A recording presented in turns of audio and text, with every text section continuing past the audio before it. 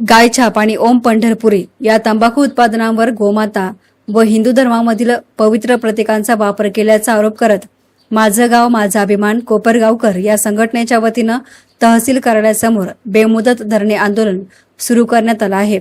संघटनेनं यापूर्वी अनेकदा प्रशासनाकडे निवेदन आणि तक्रारी सादर करून संबंधित कंपन्यांवर कारवाईची मागणी केली होती। मात्र वारंवार पाठपुरावा करूनही प्रशासनाकडून कोणतीही ठोस कारवाई करण्यात आली नसल्याचा आरोप आंदोलकांनी केलाय।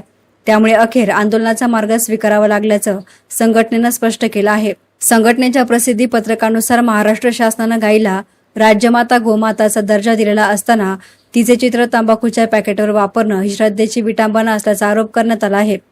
तसेच ओम पंढरपुरी या नावात पवित्र ओम चिन्ह आणि वारकरी संप्रदायाचे श्रद्धास्थान असलेल्या पंढरपूरच्या नावाचा व्यावसायिक व्यापार करण्यात येत असल्यामुळे हिंदू समाज बांधवांच्या भावना दुखावल्या जात असल्याचंही आंदोलकांचं म्हणणं आहे। या प्रकरणी संबंधित विभागाकडे अनेकदा तक्रारी आणि निवेदनं सादर करण्यात आली होती।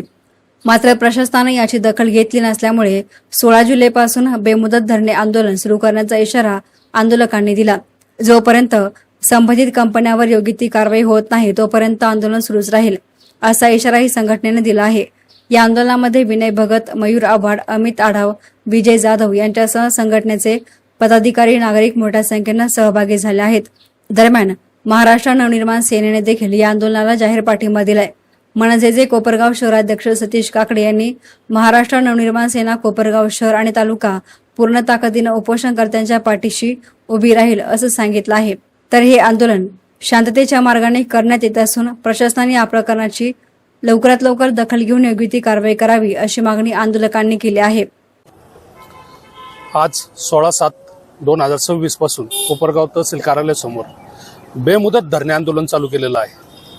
आम्ही निवेदन दिलेले होते, शासनाला अनेक वेळा निवेदन दिले, मग शासन एकीकडे म्हणतं 2024 साली जर JR काढलेला आहे राज्य सरकारने, गाईला राजमाता गोमाताचा दर्जा दिलेला आहे, गाईला आई मानलं जातं, गाईमध्ये 33 कोटी देवदेवता आहे, मग गाईचा असा अपमान का करतंय सरकार?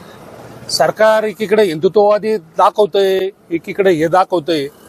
मग एक गाय आणि गाय चित्र गाय छापवर गाय चित्र दूध असलेलं व्यक्तीचं चित्र आहे, मग याचा घोर अपमान का करतंय?